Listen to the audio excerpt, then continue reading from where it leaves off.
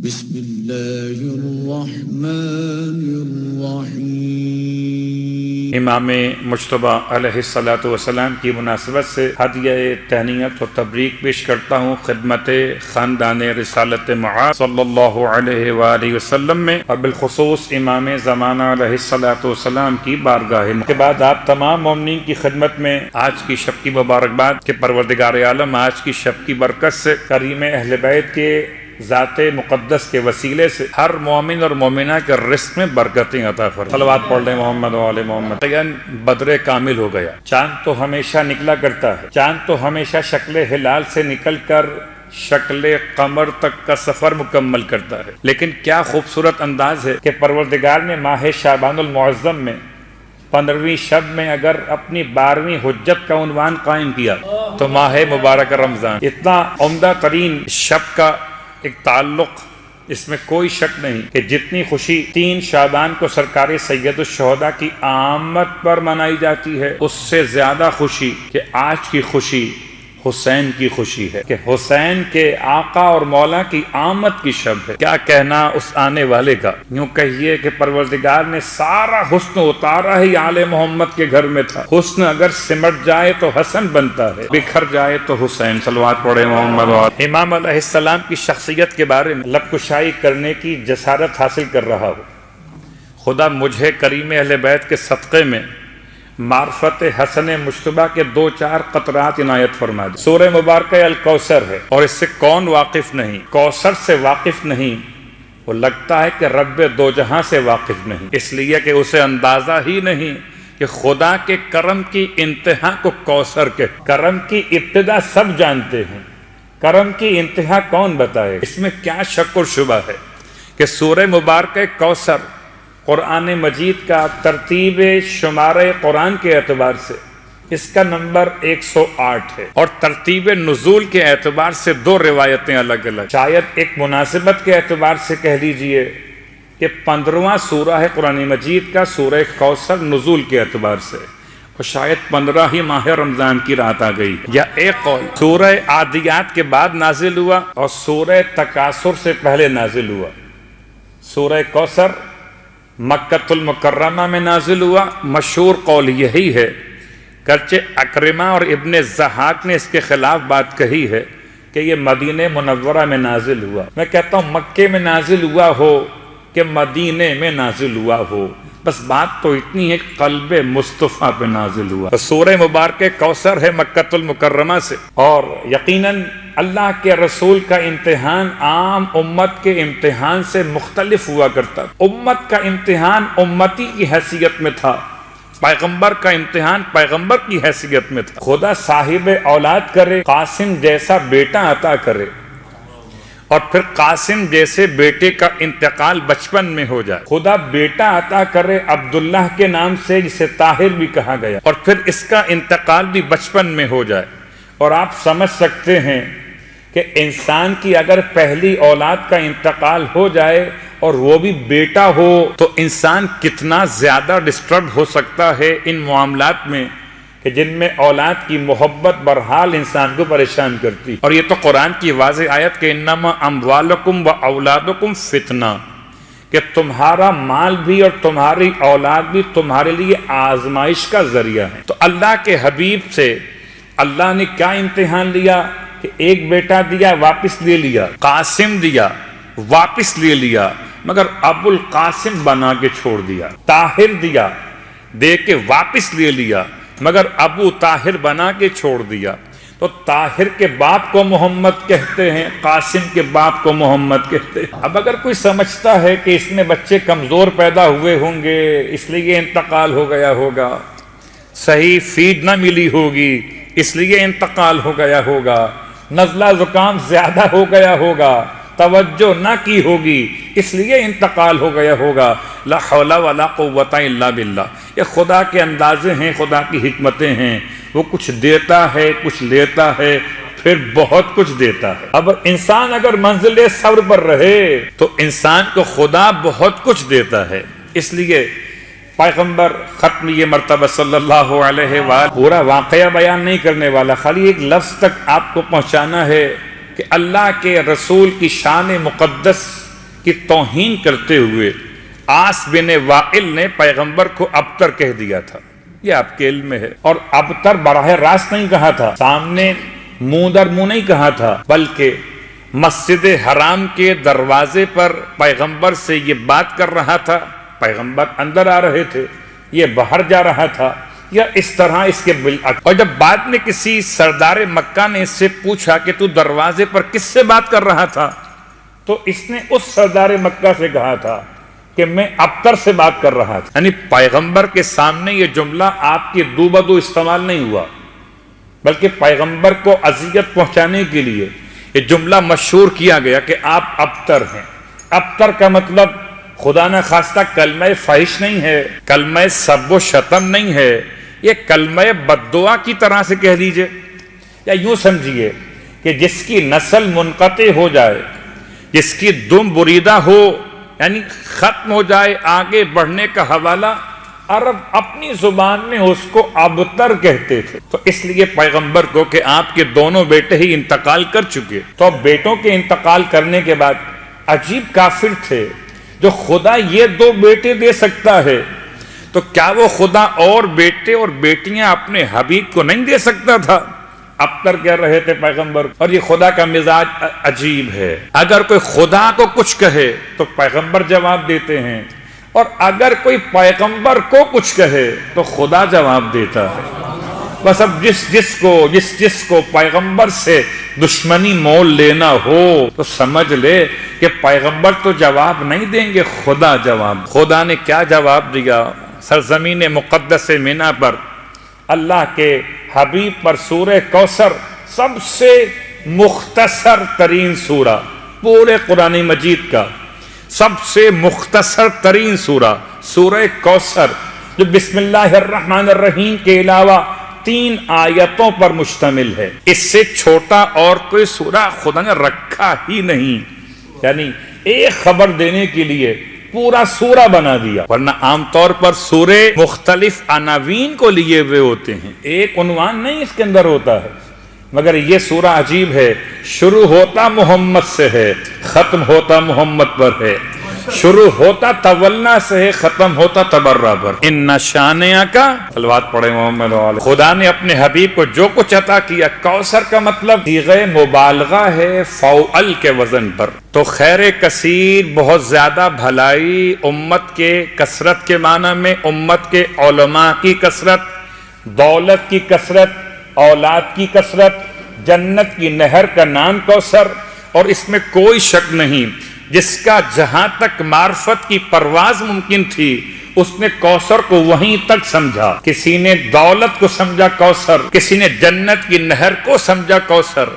میں کیا کہوں، ہمیں جنت کی نہر سے کیا کام، ہمیں کیا کام جب جنت کے جوانوں کے سردار ہمارے جنت کی نہر، صلوات پڑھے محمد والے۔ تو کوثر کا ایک عنوان قائم ہوا کہ خدا نے اپنے حبیب کو بیٹی عطا فرمائی، اور آج کی رات اس بیٹی کی یہاں ایسے بیٹے کی آمد ہے جس سے کوثر کے تسلسل میں بیان کیا جاتا ہے۔ اس میں کوئی شک نہیں کہ یہ پہلی خوشی آل محمد کے گھرانے کی ہے۔ یوں سمجھیے کہ رجب کی 13 تاریخ کے بعد اور جمادی الثانیہ کی 20 تاریخ کے بعد اب کوئی خوشی اس گھرانے میں ہے تو یہ خوشی اتنی حسین ہے، اتنی عظیم ہے کہ خدا نے لفظ کوثر کی وسعت کو حسن کے شکل میں دنیا کے سامنے پیش کیا ہے۔ یخرج منہم اللؤلؤ والمرجان، آج لؤلؤ کی آمد کی شب، تو مانگنے والے اپنے انداز سے مانگیں گے، مگر سورہ کوثر کے بارے میں 2 باتیں اور سن لیجئے۔ سورہ کوثر کی تلاوت کے بہت سارے ثواب ہیں، اس میں کوئی شک نہیں کہ ہر ثواب کا ایک خاص تعلق ہے۔ یہ بات پھر دوہرا دوں کہ پورا قرآن اس لیے نازل نہیں ہوا کہ انسان اس کو بطور اوراد و وظائف پڑھے، اس لیے نازل ہوا کہ انسان بن جائے۔ انا اعطیناک الکوثر، بے شک حبیب ہم نے آپ کو کوثر عطا کی۔ عطا کے 2 معنی ہیں، عطا تملیک، عطا غیر تملیک۔ کبھی آپ مجھے کچھ دیتے ہیں مگر مالک نہیں بناتے، اور کبھی مجھے کچھ دیتے ہیں اور مالک بنا دیتے۔ خدا نے اپنے حبیب کو کوثر دے کر مالک بنا دیا، مالک کوثر۔ اللہ اکبر، ختم یہ مرتبہ صلی اللہ علیہ وآلہ۔ سورہ کوثر کی تلاوت کے کچھ فائدے آپ کی خدمت میں بیان کر دوں، یہ بات سمجھاتے ہوئے کہ پروردگار عالم کی عطا اپنے گھر میں بیٹی کی آمد میں خوشیاں منائیے کہ خدا نے پیغمبر کی بیٹی کو کوثر کہہ کر بیٹوں کا لائن سے اس انداز سے ہدایت کا عنوان مکمل کیا۔ قسم بخدا ایسی بیٹی، اس کے بیٹے جنت کے جوانوں کے سردار بن جائے۔ اب کیا کرنا چاہیے؟ فَصَلِّ لِرَبِّكَ وَانْحَرْ، ایک نماز کی تاکید ہے، ایک قربانی کی تاکید ہے۔ إِنَّ شَانِئَكَ هُوَ الْأَبْتَرُ، سورہ کوثر کی تلاوت کے کچھ فائدے علماء نے بیان کیے بروایت ابی بصیر امام جعفر صادق علیہ السلام۔ اس کا اندازہ ابھی یہاں بیٹھ کے شاید آپ کو اتنا نہ ہو، اگر آپ روزے کے افطار سے پہلے یہ روایت سنتے تو بات شاید اور ہوتی، جبکہ پیاس کی شدت ہوتی۔ پھر میں آپ سے کہتا کہ اگر روزے میں یہ 17 گھنٹے یا 16 گھنٹے کی پیاس پر آپ اتنا پریشان ہیں تو قیامت کی پیاس بجھانے کے لیے کوئی طریقہ بتا دیا جائے۔ جس کو اپنی قیامت کی پیاس بجھانا ہو تو اسے چاہیے اپنی واجب نمازوں میں اور مستحب نمازوں میں سورہ کوثر کی تلاوت کیا کر۔ اگر یہ سوچ کے سورہ کوثر پڑھ رہے ہیں کہ مختصر سورہ ہے تو ثواب نہیں ملے گا، نماز تو ہو جائے گی مگر یہ ثواب اس کے لیے نہیں ہے۔ ہاں فضیلت کو جان کے پڑھیے تو بات اور ہے، مختصر سمجھ کے پڑھیے تو بات اور ہے کہ انما الاعمال، سورہ کوثر کی تلاوت اگر انسان اپنی واجب نمازوں میں اور مستحب نمازوں میں انسان اس کو بجا لائے تو امام فرماتے خدا 2 فائدے، 2 نعمتیں اس کو عطا فرماتا ہے۔ ایک تو قیامت کے دن اسے خدا قیامت کی پیاس سے بچا لیتا ہے، کوثر عطا کرتا ہے، اور خدا اسے جنت میں ختمیہ مرتبت کے جوار میں جگہ بھی دیتا ہے، اور جس سے وہاں جگہ چاہیے ہو وہ اپنی مستحب نمازوں میں، واجب نمازوں میں سورہ کوثر کی تلاوت کرے۔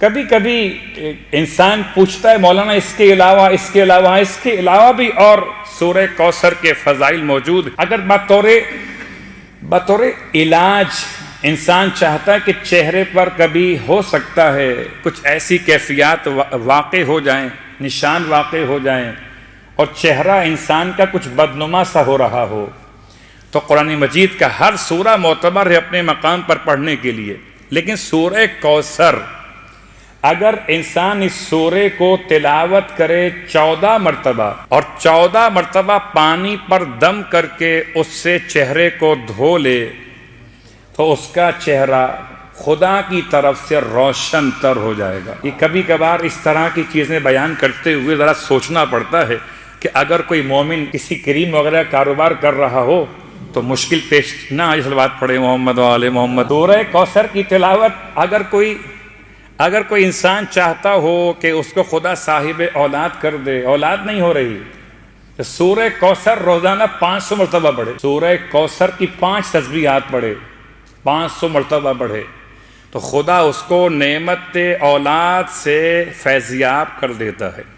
تو انسان اگر سورہ کوثر کی تلاوت پر توجہ رکھے تو اللہ کے رسول کا فرمان روایت کے اعتبار سے پروردگار عالم اس کو جنت کی نہر سے سیرابی عطا فرمائے گا، اور جتنے لوگ قربانی پیش کرتے ہیں ان کی قربانی کے 10 گنا زیادہ تعداد میں خدا اس پڑھنے والے کو اجر و ثواب بھی عطا فرمائے۔ لیکن کوثر پڑھیے حسن مجتبیٰ کی محبت کو لیے ہوئے، کوثر سمجھیے جنت کے جوانوں کے سرداروں کی مودت کو لیے ہوئے، قرآن تک پہنچیے وارث قرآن کی الفت لیے ہوئے، ورنہ تو کوثر صرف کوثر ہے۔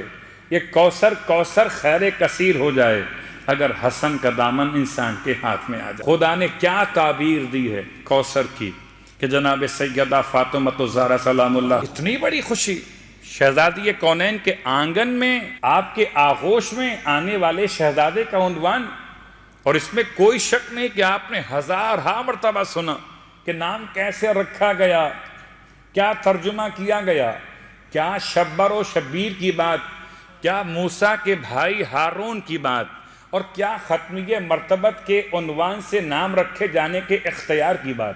یہ تمام باتیں اپنے مقام پر، مگر آنے والا اتنا خوبصورت ہے کہ بچپن سے مزاج ایسا ہے۔ میں یوں کہوں کہ سب سے پہلے شیر سیدہ کو جس نے حاصل کیا اسے حسن کے، سب سے پہلے جس نے مرج البحرین کے التقاء کا ایک عنوان دنیا تک پہنچایا اسے حسن کہتے۔ یقیناً امام علیہ السلام کی آمد، اتنی خوشیاں منائی جا رہی ہیں کہ سارے مستحبات کسی بیٹے کی آمد کے حوالے سے، کسی اولاد کی آمد کے حوالے سے سنتیں قائم کی جا رہی ہیں کہ عقیقہ کیسے ہوگا، بال کیسے تراشے جائیں گے، کس طرح صدقہ اتارا جائے گا۔ تمام باتیں امام مجتبیٰ کی آمد سے منسلک ہو رہی تھیں، لیکن تمام ان باتوں کے ساتھ ساتھ بچپن سے امام کے صورتحال کو ملاحظہ کیجئے تو واقعاً کیا نگاہ مقدس، آغوش مادر سے کبھی گہوارے سے لوح محفوظ کا مطالعہ کیا گیا، کیا بچپن کی شان، کیا کمسنی کی باتیں۔ سب سے پہلے اپنے نانا کی گود میں چڑھنے والے، کبھی نانا کی گود میں، کبھی نانا کے کاندھوں پر، اور کبھی حالت سجدہ میں نانا کی پشت پر، اور کبھی خطبہ دیتے ہوئے نانا کے اس وقت مجلس میں آپ کی آمد کہ جہاں اللہ کے رسول نے خطبہ روک کر امام حسن کو آغوش میں لیا۔ ان تمام مراحل پر اس حد تک گرچہ اشتباہ راویوں کو رہا کہ وہ خیال کرتے رہے کہ حسن کہیں کہ حسین کہیں، حسین کہیں کہ حسن کہیں۔ بہت سارے معاملات مولا حسین کے، مولا حسن کے ساتھ مشتبہ ہو گئے، اور بہت سارے واقعات، اس میں کوئی شک نہیں کہ ریحانتِ رسول خدا ہیں، دونوں اللہ کے رسول کے ریحانہ ہیں کہ جو روح کو شاد کرتے ہیں، تو مثل گلاب کے پیغمبر کے مزاج کو اس طرح معطر کرتے ہیں کہ پیغمبر ختم یہ مرتبہ صلی اللہ علیہ خوشبو سونگا کرتے ہیں شہزادوں۔ کل مدت حیات ظاہر میرے مولا کی 47 برس، اس میں اختلاف ہو سکتا ہے کہ آپ کی آمد ہجرت کا دوسرا سال یا ہجرت کا تیسرا سال، اسی کی مناسبت سے ہجرت کے 50ویں برس میں امام کی شہادت، تو 47 برس کل مدت حیات ظاہر میرے مولا کی۔ اور اس 47 برس میں آپ کے پہلے مربی کا نام مصطفیٰ ہے، دوسرے مربیہ کا نام فاطمہ زہرا ہے، اور تیسرے مربی کا نام علی ابن ابی طالب علیہ السلام۔ بس فرق اتنا ہے حسن و حسین میں کہ حسن کے 3 مربی ہیں، حسین کے 4 مربی ہو گئے، حسن بھی مربی حسین میں شامل ہو گئے۔ اللہ اکبر۔ عزیزان گرامی قدر، امام علیہ السلام کی پوری زندگی میں معجزے بیان کروں، امام کے اقوال بیان کروں، یہ 2 خاص لمحات کو بیان کروں کہ ویسے تو آج کی یہ شب، میلاد کی شب، آمد امام کی شب، جتنی خوشی منائیے مگر ایسے منائیے کہ جیسے خانہ کعبہ میں مولائے متقیان کی آمد کی منائی کہ آمد علی سے کعبے کی کایا پلٹ گئی، پھولا خوشی سے اتنا کہ دیوار پھٹ گئی۔ تو مولا کی آمد کی خوشی انسان کے لیے واقعاً ایک بہت بڑا عنوان لطف پروردگار کا۔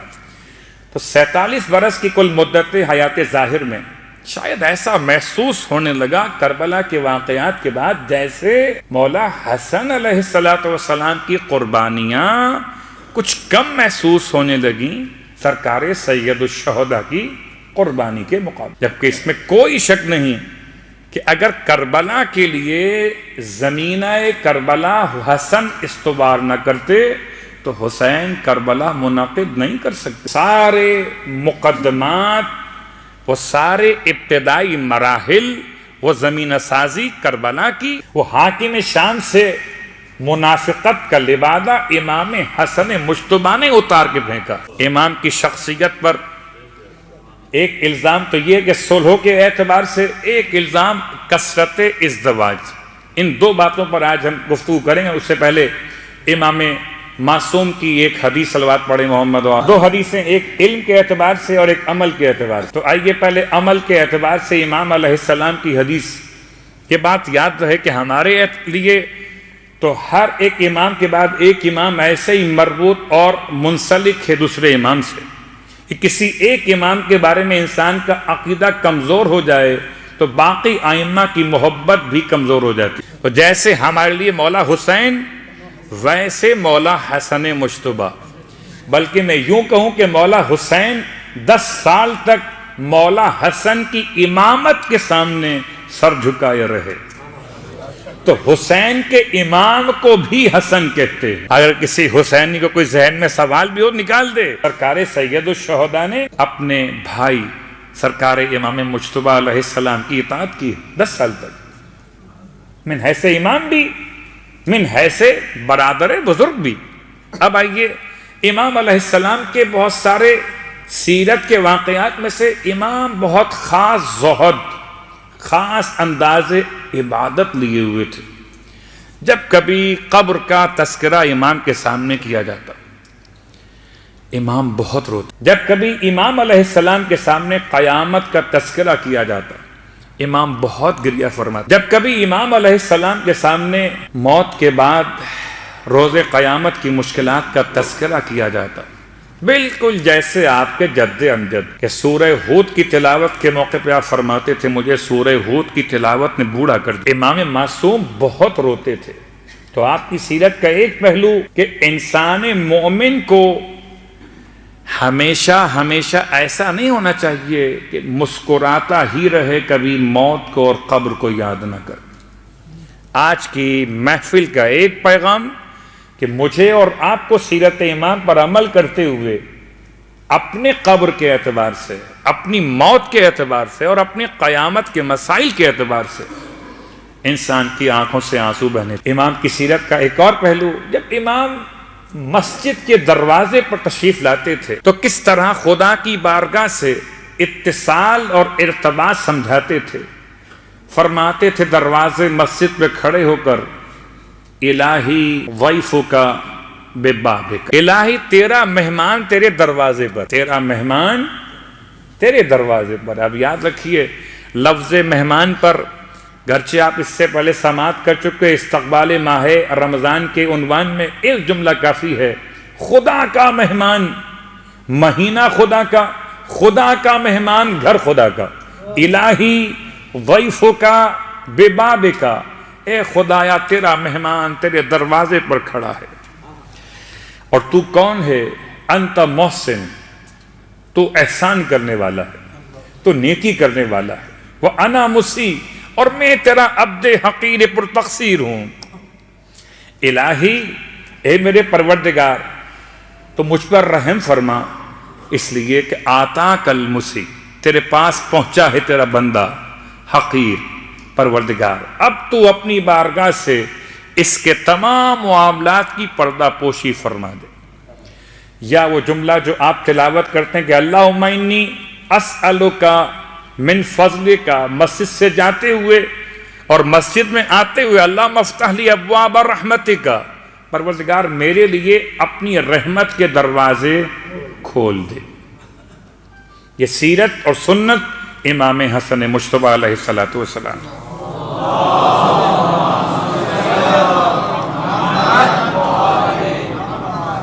امام کی سیرت کا عملی پہلو، امام کی سیرت کا علمی پہلو. فرماتے ہیں لا ادب لمن لا عقل له، اس شخص کے پاس کوئی ادب نہیں ہے جس کے پاس عقل ہی نہ ہو. اس کا مطلب جو بے ادب ہے یہ مت کہیے کہ بے ادب ہے، اسے کہیے کہ بے عقل ہے. اگر کوئی صاحب ادب ہے تو مت کہیے صاحب ادب ہے، کہیے عقل مند. صلوات پڑھے محمد والے محمد.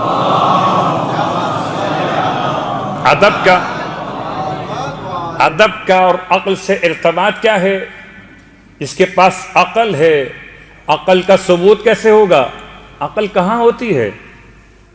دکھائی دیتی ہے عقل؟ نظر آتی ہے آپ کو کہ نہیں؟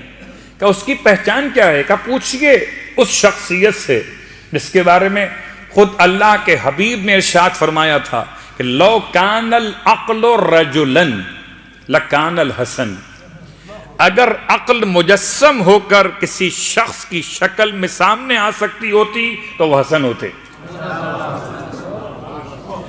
تو مجسم عقل کائنات، اللہم صلی اللہ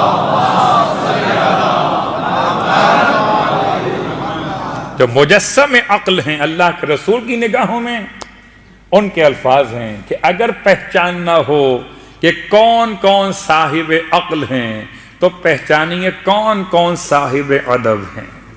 جو صاحب ادب ہیں وہ صاحبان عقل ہیں۔ پھر فرماتے ہیں وَلَا مَوَدَّةَ لَا رَحْمَةَ لَا، اور اس انسان کے پاس تو مودت ہو سکتی ہی نہیں جس کے پاس رحمت نہ ہو۔ اللہ اکبر۔ رحمت کا مطلب دل میں رحم ہونا، نرمی مزاج ہونا۔ مودت وہی اختیار کر سکتے ہیں جو شقی القلب نہ ہو، جن کا دل نرم ہو، جن کے دل میں رحمت موجود ہو، وہی صاحبان مودت ہوا کرتے ہیں۔ خدا کا احسان ہے کہ خدا نے آل محمد کی مودت دے کر ہمیں شقی القلب ہونے سے بچا لیا ہے۔ ہم صاحبان مودت ہیں کیونکہ صاحبان رحمت بھی۔ صلوات پڑھیں محمد وعلیہ۔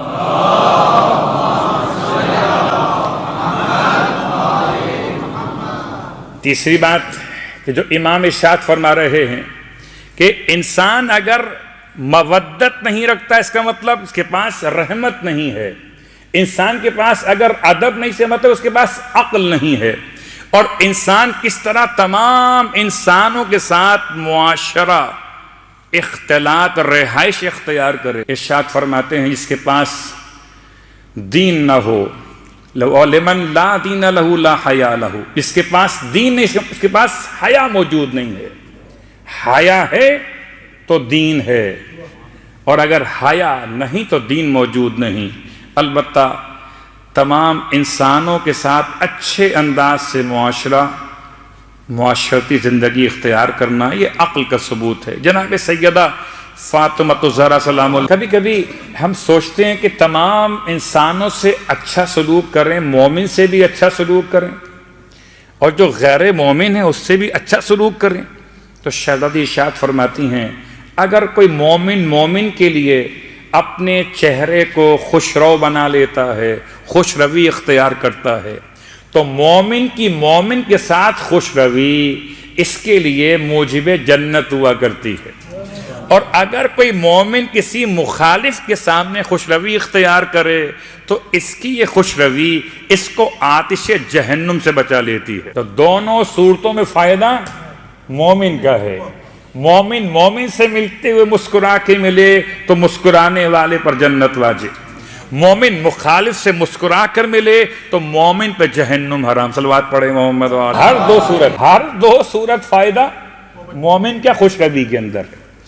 تو امام کی بات مکمل کرتے ہوئے اب آئیے صرف دو باتیں اختصار کے ساتھ کہ امام علیہ السلام کی پوری شخصیت پر پہلا مسئلہ جو بنو امیہ نے وارد کیا، وہ وارد کیا کثرت ازدواج کا یا کثرت طلاق۔ اور یہ بنو امیہ کی ایسی گھناؤنی سازش کہ اور تو کچھ نہ کر سکے، البتہ اس طریقے سے وہ چاہتے تھے کہ امام علیہ السلام کی شخصیت کو متاثر کریں۔ الیاذ باللہ من ذالک، لا حول ولا قوت۔ بھلا جسے خدا نے حسن بنا اس میں کوئی قب تلاش کرے گا تو تلاش کرنے والا خود قبیح ہو جائے گا۔ حسن تو کل بھی حسن تھے، حسن تو آج بھی حسن ہیں، حسن تو کل بھی حسن ہوں گے۔ واقعاً 22 تاریخ کو لوگ دسترخوان بچھاتے ہیں، کچھ ہر مہینے کے اندر بچھاتے ہیں، کچھ 22 جمادی الثانی میں بچھاتے ہیں دسترخوان امام حسن مجتبیٰ علیہ السلام۔ کریم اہل بیت کے نام سے دسترخوان بچھائیے اور سارے سال خدا سے رزق حاصل کیجئے۔ پروردگار کریم کا واسطہ تمام صاحبان ایمان کے رزق میں خیر و برکت عنایت۔ پروردگار کریم اہل بیت کا واسطہ کہ جو اولاد کی تمنا لیے ہوئے ہیں، امام مجتبیٰ کی برکت سے نیک صالح اور محب آل محمد اولاد نصیب فرما، کامل اور مکمل اولاد نصیب فرما۔ بار اللہ واسطہ محمد و آل محمد کا پروردگار تمام تر مشکلات کا خاتمہ فرما۔ پروردگار واسطہ آل محمد کا امام معصوم کے دست مبارک سے ہم سب کو آب کوثر نصیب فرما۔ سورہ کوثر کا واسطہ، تفسیر کوثر کا واسطہ پروردگار روز قیامت کی پیاس سے ہم سب کو محفوظ فرما۔ بار اللہ واسطہ محمد و آل محمد کا جنت میں جنت کے جوانوں کے سرداروں کے قدموں میں غلاموں کو جگہ نصیب فرما، اور امام زمانہ علیہ الصلوۃ والسلام کے ظہور میں تعجیل فرما۔ ہم سب کو ہمارے آبا و اجداد ذریت و اولاد امام علیہ السلام کے ادنا ترین خدمت گزاروں میں شامل